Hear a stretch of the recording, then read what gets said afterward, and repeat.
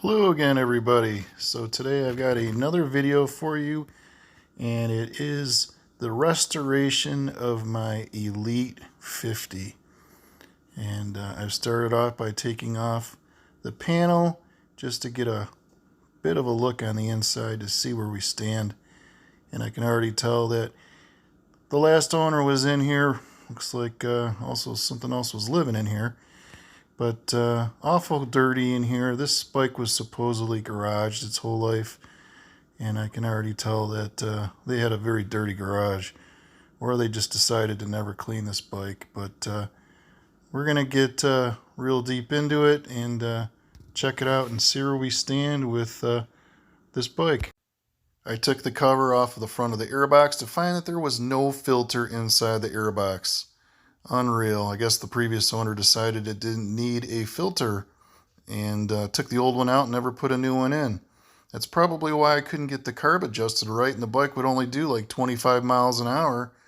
And this has got to be part of the reason. I'm sure there's a lot of other things that add up to that slow speed, but the bike should at least have an air filter in it, and I'll cut out some air filter material and create a new one. I've already started to take the bolts out of the front of the transmission case. That's going to come off next. That's probably never been off the bike, so it's going to be fun to see what's on the inside of that. And let's open it up. Alright, it took a little bit of force, but I finally got it off, and we look to be the first person to ever remove it because it just didn't want to come off. Now that I have it all open, it is a dusty, dirty mess, and you can see that the belt is just filthy. Beyond the belt is filthy. We're going to take a look in the Variator. You can even see some lines from the belt on it. But we're going to clean this all up and take everything apart under here and renew it, I could say, and make it look beautiful again. Okay, I took the nut and the washer off with my impact wrench. And the dry face is actually in pretty decent shape. It's got a little bit of surface rust on it and a mark from where the belt only went so high, but this is definitely something that I can reuse again. On the other hand, I will not be using this again. The restricted Variator that's in the Elite 50, along with the ram plate on the back here that's restrictive, along with this grease plate that's on the back. You can tell too that it's just loaded with grease right from Honda. This has never been touched. This is the way these were right out of the factory, loaded up with grease. And I'll enjoy opening this up to take a better look, but you can also see how the belt only rode so high and then it just stopped. You know, this is definitely restricting how high the belt can go. And the back here with this ram plate that has this little circular push out, that definitely is restrictive as well. So I'll end up opening this up and I'll show you this compared to the other one, and the only thing I'm going to use is the boss. And look at how dirty it is behind where the Variator was. Just filth. The belt is I'm actually gonna wash the belt with some Simply Green and let it dry just so everything looks clean on the inside. But this definitely was neglected its whole life.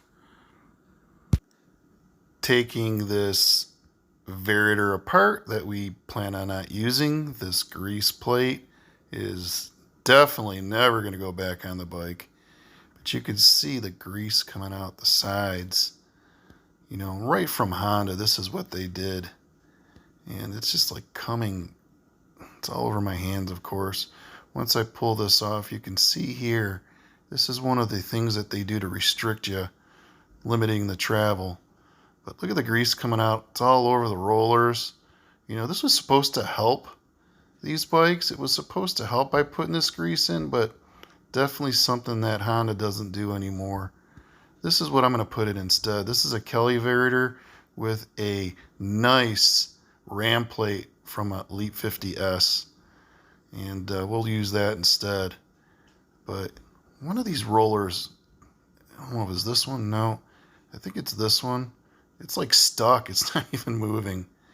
But I'm going to show you here that you can't even run real well when you have these flat spots.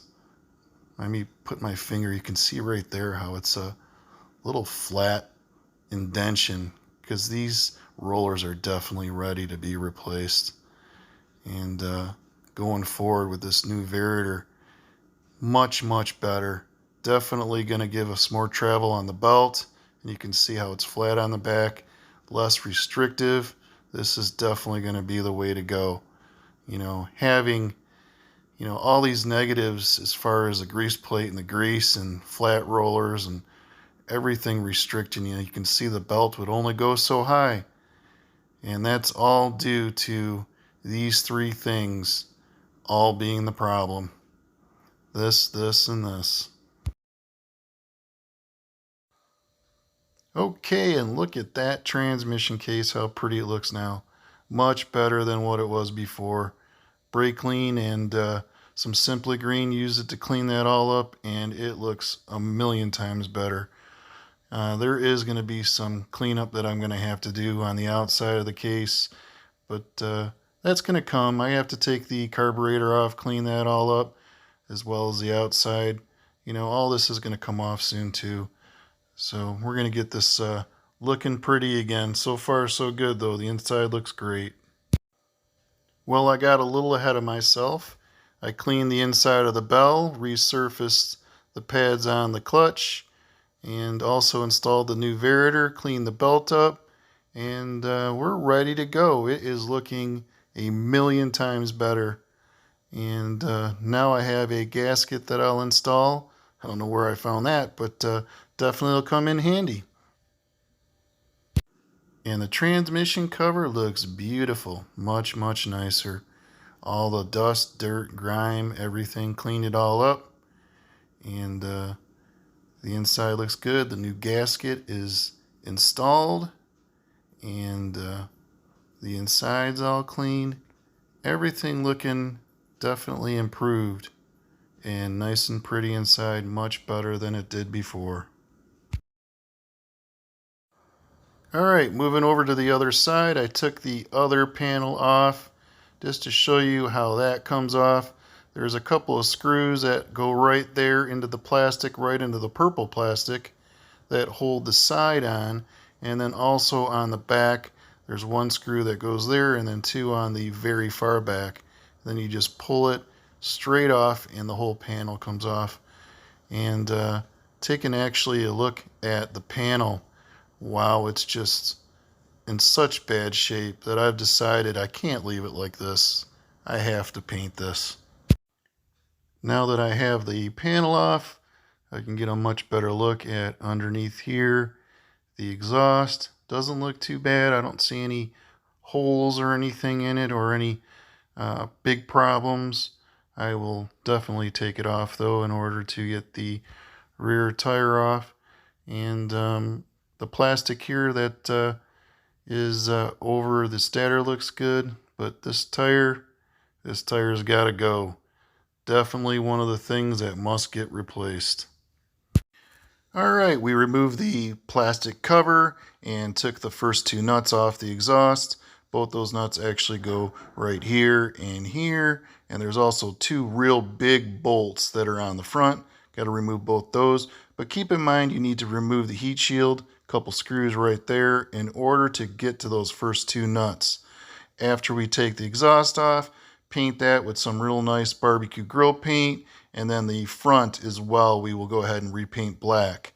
The rim and tire will come off, and we'll clean the rim up real nice, and then replace that 25-year-old tire and get rid of all the dust and dirt and everything out from behind it, clean it up all nice, and get it ready for the next step. Alright, we're going to go ahead and remove this big nut, and that way we can take the rim off using our very trusty, great tool to have, our impact wrench. Great tool to have, pick one up, definitely going to help you. And we'll go from there. The tire's been removed and all the steel's been cleaned. We still got to clean that heat shield up good, but so far so good. I put the trans cover back on temporarily and cleaning these metal spots. I'm going to clean here and here next, taking the heat shield off, as well as getting all this stuff cleaned. Take a look at the inside of the carburetor, and Just make sure that there isn't any blockages and everything is okay inside there. Well, I took the carb off, just a couple of long bolts hold it on, and I took the float bowl off because the previous owner had mentioned that there was some leaking going on from the float bowl, and he did go ahead and replace the gasket on the inside, and everything looks good. Everything looks nice and clean. He actually did a nice job of cleaning it out, so no problems there. It's going to go back on the bike, and should work much better now that I'll have an airbox filter. But I was going to just leave this trans cover black, and I think I'm going to go ahead and repaint it black just to make it look nicer. I cleaned the heat shield, those two bolts, put that back on, and also put a new fuel line on as well as vacuum line. The heat shield looks much nicer now, nice and shiny. The rubber, everything looks good on it. So I think we are going to be good to go when it comes to that. The back here has some rubber that I gotta put some new tape around, and then everything will be good. This side should be looking like brand new again. With the airbox back installed, looks nice and clean now. You can see the steel looks clean, and also on the side of the heat shield also looks good. The only thing we really have left to do on this side is put some nice new brakes so we can stop, and we'll be done here.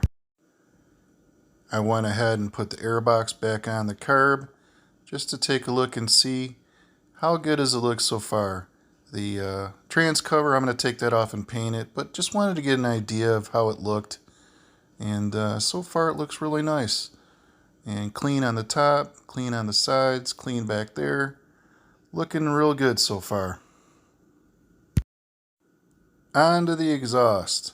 And you can see how it's all scratched up here in the front. I'm going to take that off, repaint it, make it look nice.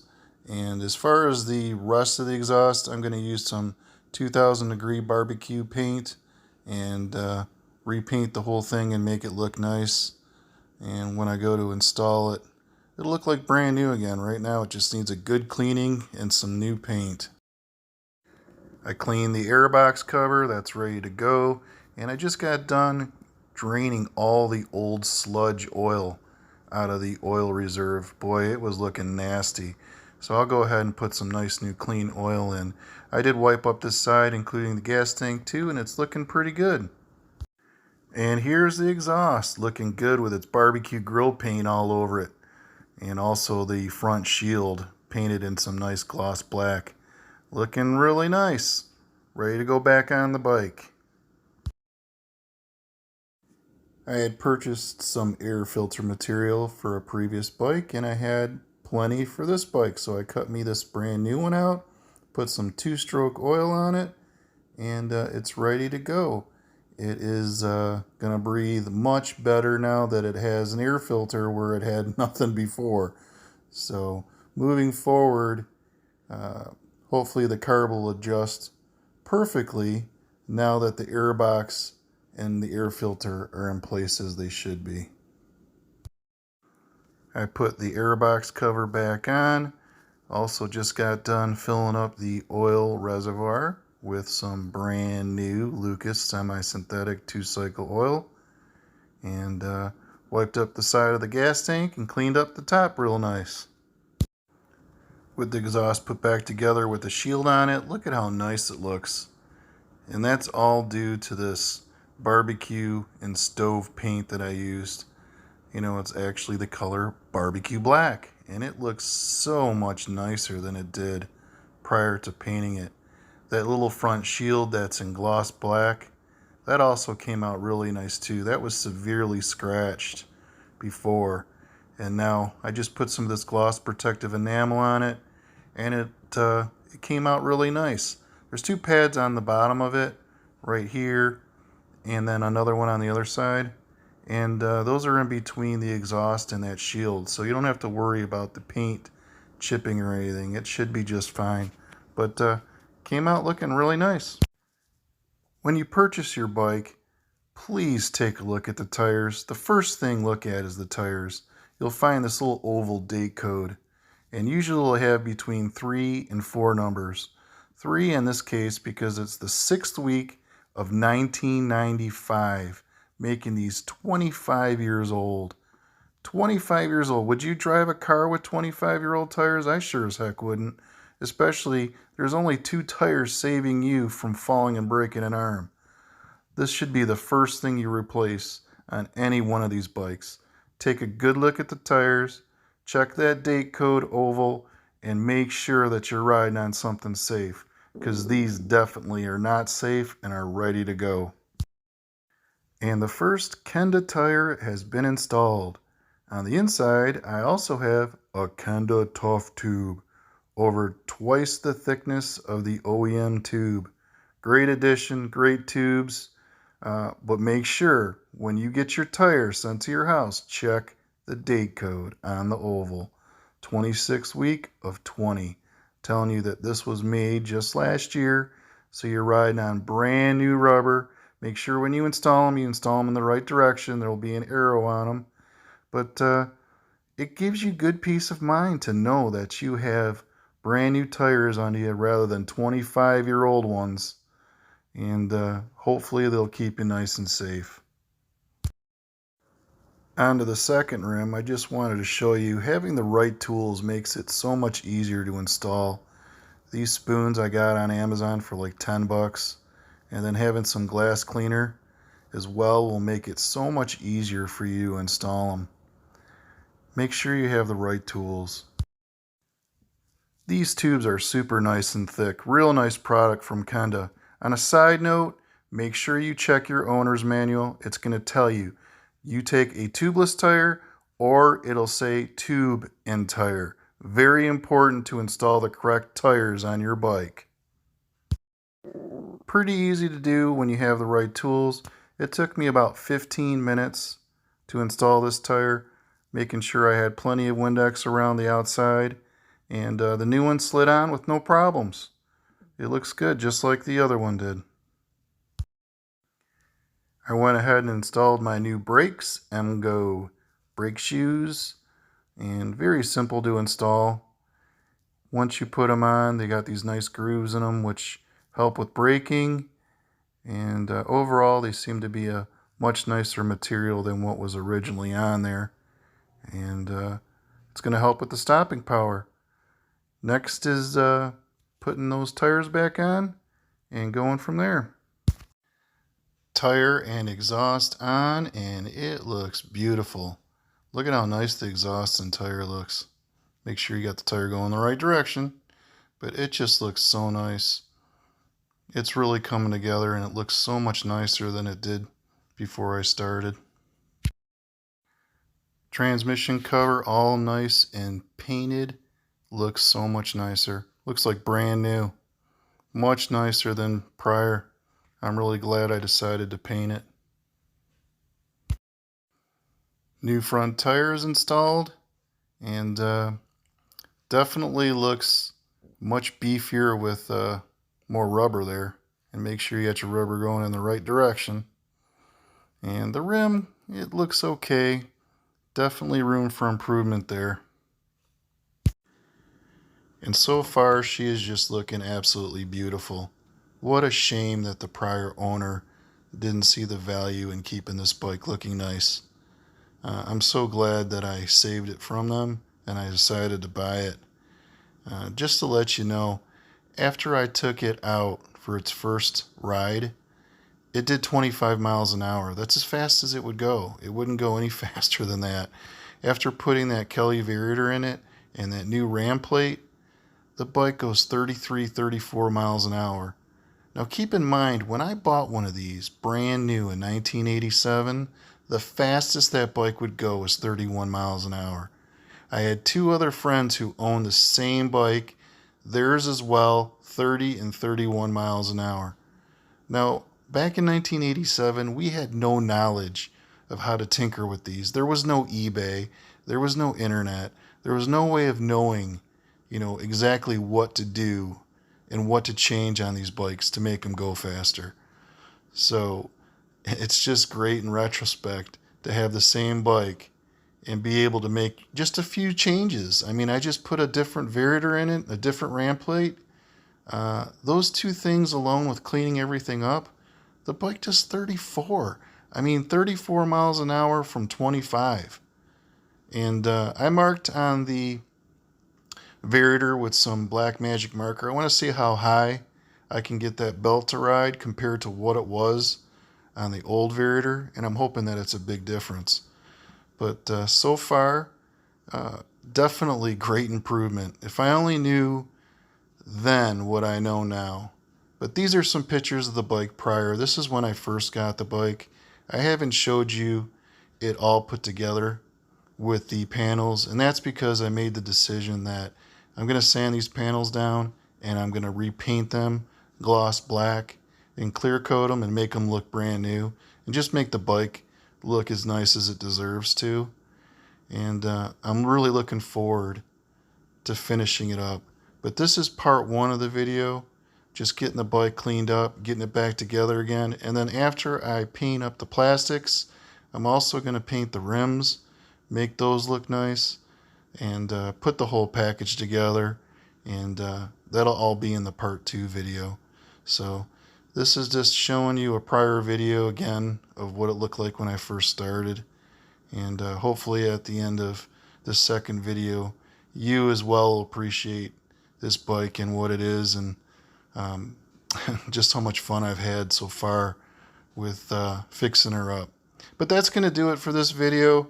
Again, if you like my content, please subscribe. I appreciate all my subscribers, and I also appreciate any comments, good or bad. You know, please let me know what you think of the bike. Anything you want to mention, I'm happy to answer questions or whatever's on your mind. I just appreciate the channel and I love the hobby. So, and give me a thumbs up if you like my videos. I appreciate that too. So that's going to do it. And part two will be coming very soon with the final product and how this pretty lady turns out. I'll see y'all later.